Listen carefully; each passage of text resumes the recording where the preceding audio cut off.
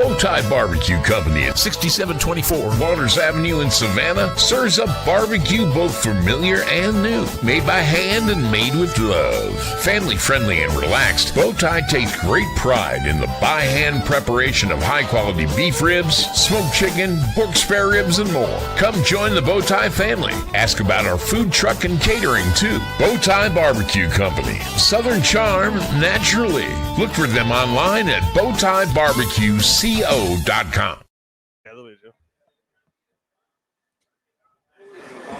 This is the Danny Britt Show live from BowTie Barbecue here in Savannah, Georgia. Christian Gokel, glad to have you alongside us. We are celebrating a big region win over the Ware County Gators, getting ready for a massive home tilt against Warner Robins. Alongside the head football coach for your cadets, Danny Britt. And I said it, Coach, huge region win over Ware County. You got a couple days of separation now from that game. I know right after just the adrenaline of surviving that, it almost felt like at the end. But going back, watching that tape and getting to relive it a few times, what are your thoughts from that massive win?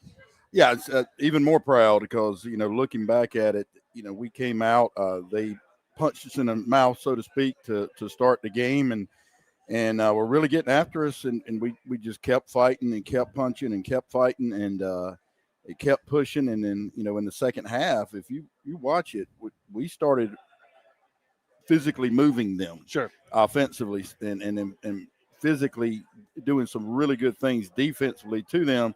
If we hadn't given up the kick return for a touchdown, they really didn't do anything in the second half. So, very proud of the guys. I thought we played really hard. I thought we stayed together. We kept our composure, all the things pretty well. So super proud. Well, let's talk about that first of all. You're going into a hostile territory. It's a game that's been circled on their schedule all year. Start of the region play, but also everyone's kind of knew going in. These are the two teams that are really going to be fighting for the top of the region. If you want to win, you're going to have to beat one or both of these teams to do it. So coming in with that kind of matchup, you got their best shot in the first half, and there was some times where it felt like you were kind of teetering on the edge. And it's one of those ones where you look back and go, man, if we hadn't made this mistake and this mistake, kind of like that cascading avalanche or that snowball keeps getting bigger. There's a few moments where it was feeling like that snowball might compound too much, but you're going to get that environment when you go play a good team at home. You definitely do. And I mean, that's why we do what we do. And that's why they're at Benedictine. Yeah. And, we talk about that like, hey, your buddies may be at other schools and they're talking about how they were undefeated or whatever. And I'm like, but you knew when you were coming here what we were going to play, who we are and what we do. So, you got to be ready for that. And, playing in that Colquitt County game and that environment prepared us for this environment. And you could tell. And you're right. There were a couple of moments where you were like, hey, it could crumble real quick. But, again, guys kept the composure. Kept fighting, and we talked about it in the team meeting on Monday, and the older guys were saying they never felt that way. They never felt like they were going to lose. I never felt like we were going to lose. It just felt like, okay, it's got to turn. Sure. We just got to keep playing. And I know just you as a coach, though, with years and years of experience coaching, those games where you're like, okay, we can throw the interception and have the fumble, but we can't have the kick return for a touchdown. Exactly. If we didn't have that happen, we would have won the game. So it's just in a really tight game like that, you can't have too many mistakes. And in the first half, it felt like you were giving them points. You have a fumble on just an easy play that you guys have run a million times from under center, and you in the second half give up that kick return for a touchdown. But like you said, the resiliency I thought of the team where it's just, hey, we're going to keep banging our head on the wall until we break through. Yeah, definitely. And you're right. You can't have all of those, you give up a fumble on the 15-yard line and, that's huge. But again, we did other things right. And that's what I said at halftime to the kids is, here's the thing. Things went about as bad for us in the first half as they could have. Sure. And we're only down by 5 points. Right. So what that says is we're going to go out and get after their behinds in the second half and win the game. And I think the kids all believe that too. And I want to start offensively, Coach, and Stanley Smart has another massive game. And I don't think there's anything. If you could just pick something like, hey, I have to go on the road and play a really good team. I think having a bell cow back is probably at the top of the list where you can just turn around and know, hey, I can put myself in 2nd and 5 consistently. And he didn't have numbers-wise a massive game. I think it was like 21 carries for around 70 yards and 2 touchdowns, but it felt like it was 4 or 5 yards every time, and it kept you in plus situations. And that's what he's supposed to do. He's a 200-pound back that is strong and is an ox, and he gets the tough yardage. He knows that. Now he has the speed to, as we've seen, to bust it and take it 70. Sure. But that's what he's supposed to do. He's got the mindset for it, so he understands that. And I thought ran really hard and it did a great job of getting those tough yards. After the game, Stephanie said, "I feel bad for Stan." I'm like, "Why in the world do you feel bad for Stanley?" And she said, "Well, it just seems like it's so tough when he's running." And I'm like, "No, that's his job. That's his job. That's what he's supposed to do." So he loves it. He's very, very proud and did a great job. And I don't do it often, but every now and then a player plays really well for the other team, and I want to give him credit because it felt like he kind of changed some of the game plan a little bit, and you guys had to adjust on the fly. Number 10, Taryn Burden, the outside linebacker for them, it was just simple coaching. He just set the edge really well, and, man, he was quick and fast and was able to get into the backfield a lot, and it felt like once you guys kind of identified him, you got rid of some of the negative plays.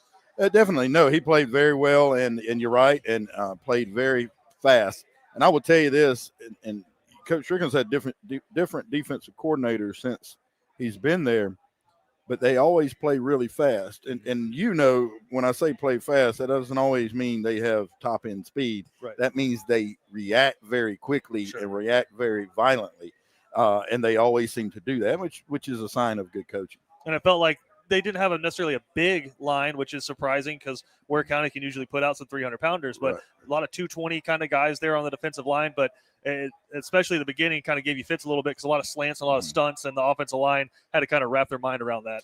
Yeah, definitely they did. They were stunning and slanting, and they were making good calls and good decisions.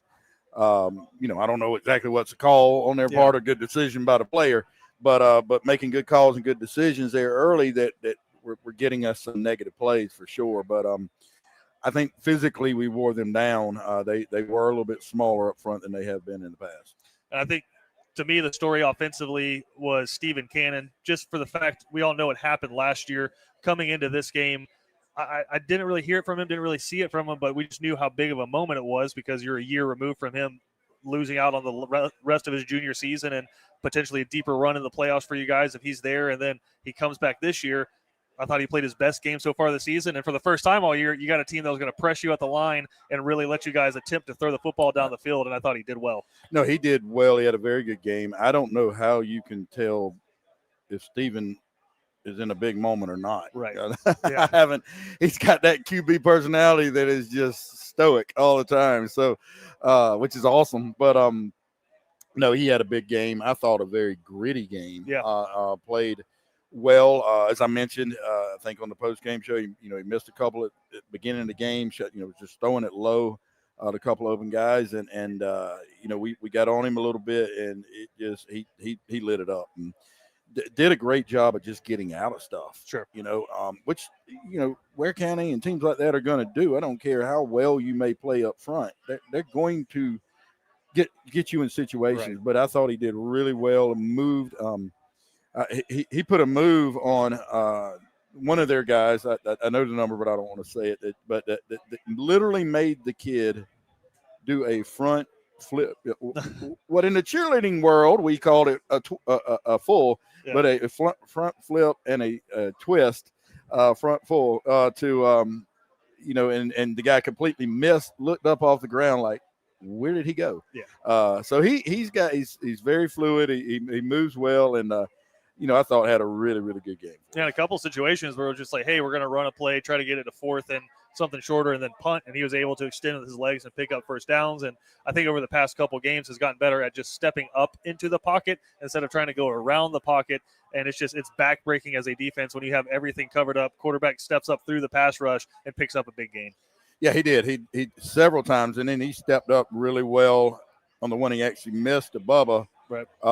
In the end zone, but he that's become in his tool bag now, and he's doing a good job with that, and it's just he'll continue to improve. And again, you got to realize he still hasn't played a lot of football at quarterback. He just hasn't, but because of the injury last year, so he's getting better and better every time he steps on the field. I thought his best throw of the night. There was obviously the big yardage. He had over 260 yards through the air. Big one to Josh Washington right at the line of scrimmage that Josh Washington turned to the field. But I thought the best one was when you guys were on one of those long methodical drives, steps up in the pocket in the red zone and just finds Ron Mallard coming across the middle. I mean, that's big time stuff that not a lot of high schools can do. Right. He did that, definitely stepped up, and it was a beautiful pass to Mallard that, they were in zone coverage, but there were guys in the zone, and he put it right exactly on Mallard in stride, and that was a big time play. I thought Mallard and Washington stepped up really big because from the beginning you could see there's a safety over the top of Bubba and there was a corner with him. They watched the tape from Westminster and they're like, hey, 4 by himself is not going to beat us. And, I mean, that's a weapon right there because all of a sudden you're playing 10-on-9 with the rest of the guys. But I thought Josh and Aaron stepped up really big. They did. They're very good players, and it's certainly great to have Josh back. And Aaron is ridiculously fast, as you can see. And so and getting better as a wide receiver. At first he was just kind of an athlete, but now he's becoming a legitimate wide receiver. I think we got to give them their flowers a little bit. I know we don't like to give the big uglies any kind of compliments because we want them to be mean and angry all the time, but I thought they played probably their best half of football in the second half, just dominating at the line of scrimmage. And I think so much of it is them getting reps, but you can also see the coaching points and the scheme adjustment that you guys have made, and it feels like they're playing with a lot more confidence. They are definitely, and I thought Carlton Hall had another really good game, just played physical and tough, and he and Ward, on the tackle spot started, moving people. Sure. And thought Reeve had a good game, at center, and just they started moving Ware County in certainly in the fourth quarter, and which is good to see because they put so much work in. I told the kids, that's why all of the squats, all of the cleans, pushing that sled every Monday till somebody throws up. That's why we do it, and that makes it it makes it worth it. Absolutely. And I know with those guys, you saw after a few big plays, some touchdowns where the offensive linemen are getting pumped up and celebrating and are fired up. You don't usually see that from players that are new to the position, right? Because they get done with the play and kind of look to the sideline like, did I mess up? And then they get back in the huddle and get for the next play call. You don't usually see that kind of emotion and energy unless a guy isn't really thinking and is just going out and executing. Right. No, I think so. And I think they're starting to get there, even though we have some really young guys out there doing it. But, I think they are starting to get there. Coach Fogarty's done a great job with that and with them and what they're doing. I think we'll continue to get better every time we step on the field. Flipping it over, defensive side of the ball. Again, scoreboard maybe a little misleading. You have a kick return for a touchdown and then also give up a fumble offensively inside of your red zone. So, again, very reminiscent of the Colquitt game, just special teams and short fields kind of skewing the number. I thought a very good defensive performance. And, again, starting with those front three, I thought Isaac Scott, Gavin Smith, Cam Cody played about as well as you could ask them to. Yeah, I thought they played really well. They played extremely well up front really all year. Yeah. And Cam's been just a force up front. And Isaac and Gavin and Jameer rolling in there have just really, good football players, and they're doing a good job. Isaac and Gavin are probably the better run stoppers, where Jameer's a little better at getting after the quarterback. So, they've done a good job and have all year, really. I know for a guy like Guyton, it's almost like Stephen Cannon throwing long touchdown passes. You're expecting to see him get the big strip sacks, but you guys haven't really played an offense yet that's just a straight drop back, going to sit in the pocket kind of quarterback. And I think if you watch some of the stuff he's doing just in the run of play, he's a pretty ferocious run defender, and he's the guy who's okay just like eating up when the tight end comes back on a split block or something like that. He's going to deliver a blow and set an edge. It's not the stuff that you see as a highlight, but as you guys have gone back and watched his tape, what have you seen?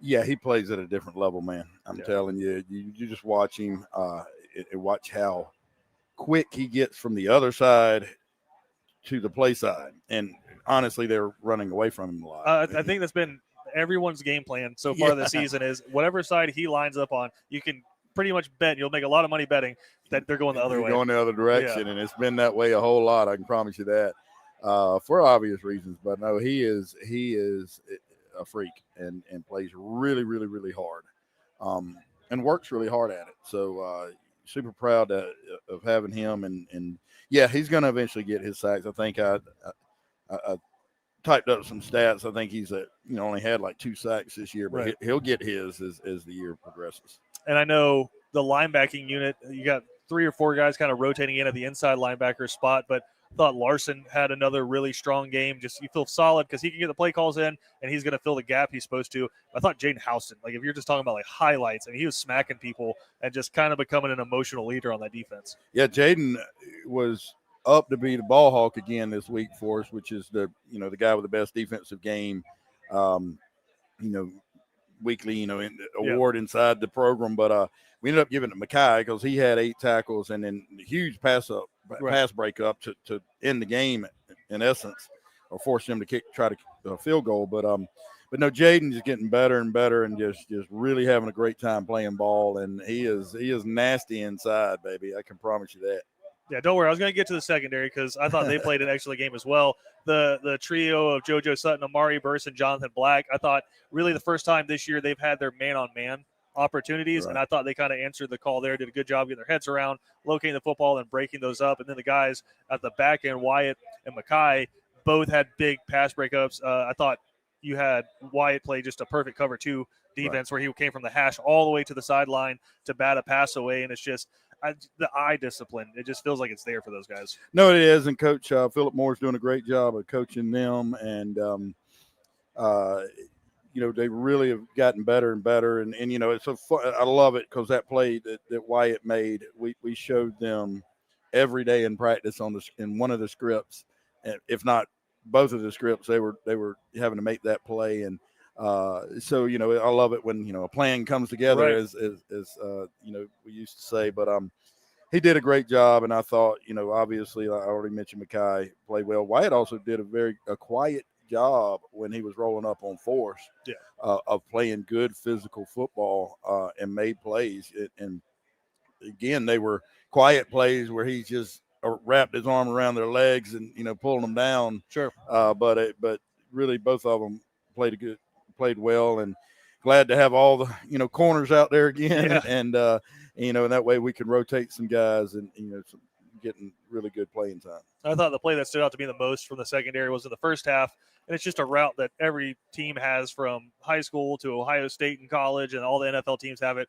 where you just have a bunch of action on one side and you just have a drag come all the way across, and it's just easy to get lost in the shovel. They hit you on it in the first half for a big gain, but in the second half they try to go back to the well, and Jonathan Black right in his hip pocket. I mean, just coaching, identifying, and then players listening and identifying was big. Well, what was good too is Coach Houston had us in man-to-man.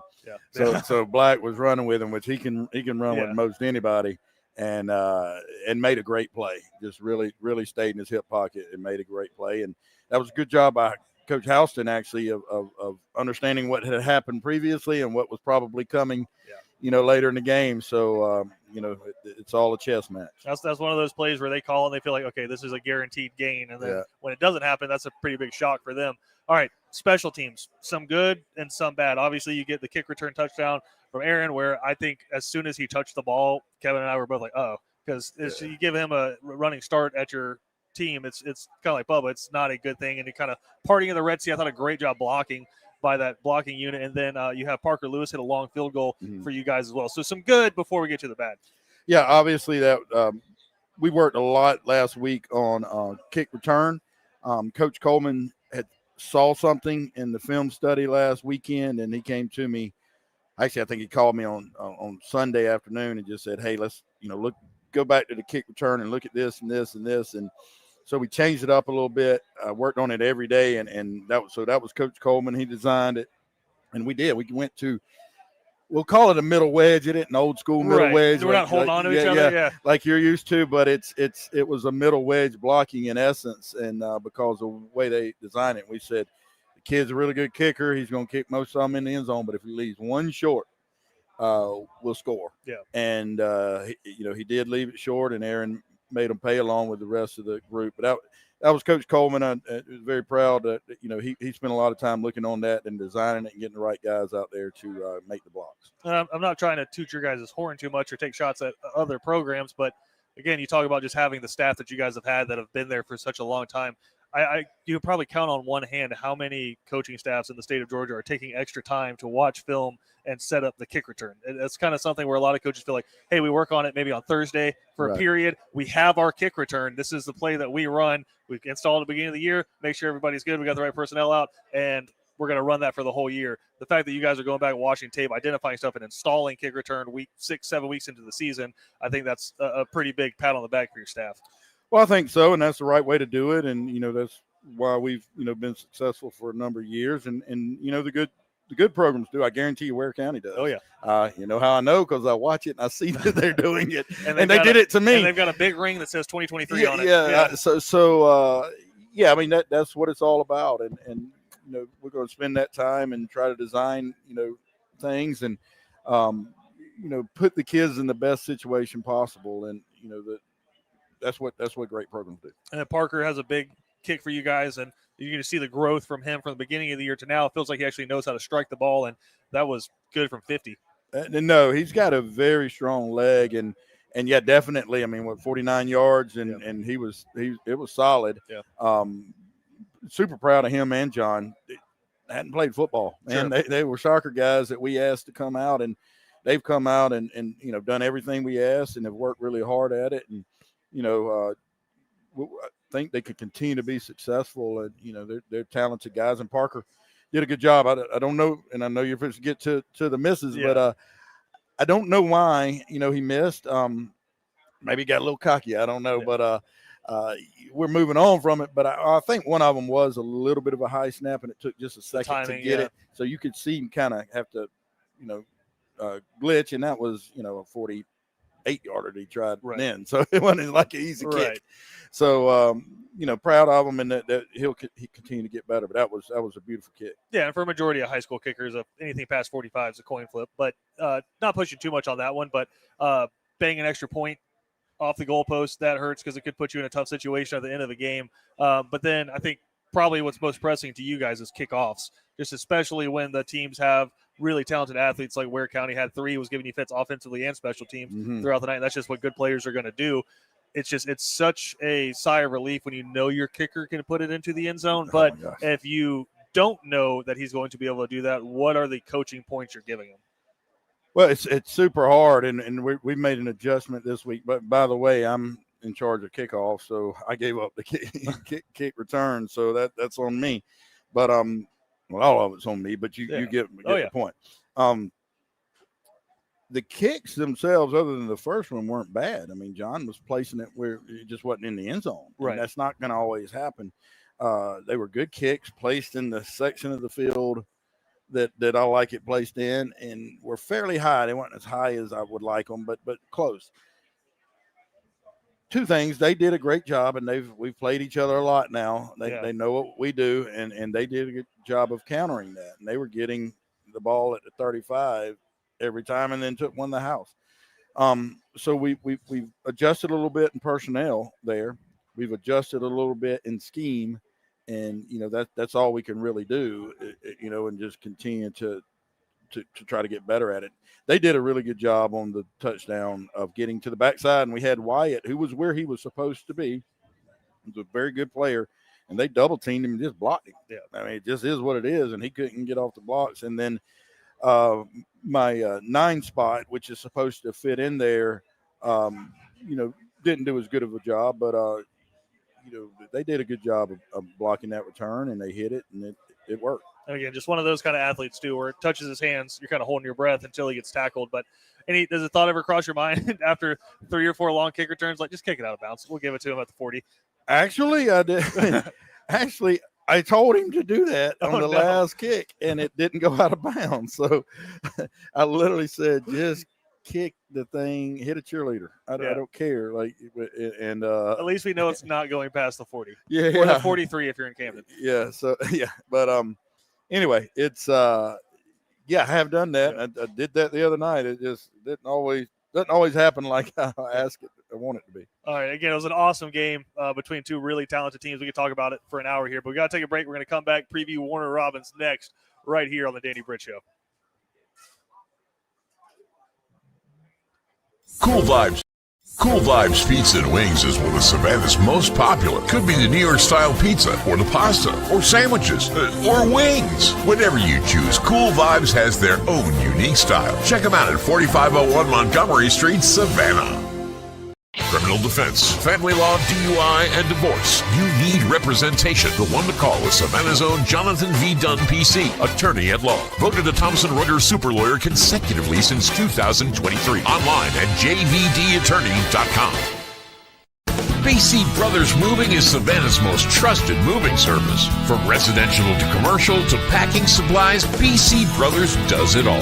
Let BC Brothers' energetic, trustworthy team wrap it, pack it, and move it for you. Check out BC Brothers online at bcbrothersmoving.com or give them a like on Facebook. As the world's largest lifestyle retailer of recreational boats and yachts, MarineMax is dedicated to connecting people with life-changing experiences on the water. More than just a boat retailer, MarineMax offers a complete range of services. 3518 Old Tybee Road, Thunderbolt, and online at marinemax.com. Cash N Carry wants to buy your car. New, used, running or not. Miles don't matter. We pay cash on the spot. Fast, easy, and hassle-free. Call today. Cash and Carry, where your car turns into cash. BowTie Barbecue Company at 6724 Waters Avenue in Savannah serves up barbecue both familiar and new. Made by hand and made with love. Family friendly and relaxed, BowTie takes great pride in the by hand preparation of high quality beef ribs, smoked chicken, pork spare ribs, and more. Come join the BowTie family. Ask about our food truck and catering too. BowTie Barbecue Company. Southern charm naturally. Look for them online at BowTieBarbecueCO.com. Welcome back into BowTie Barbecue. Coach, a big weekend this week, not just a region game, but a chance for you guys to welcome back some alumni for homecoming.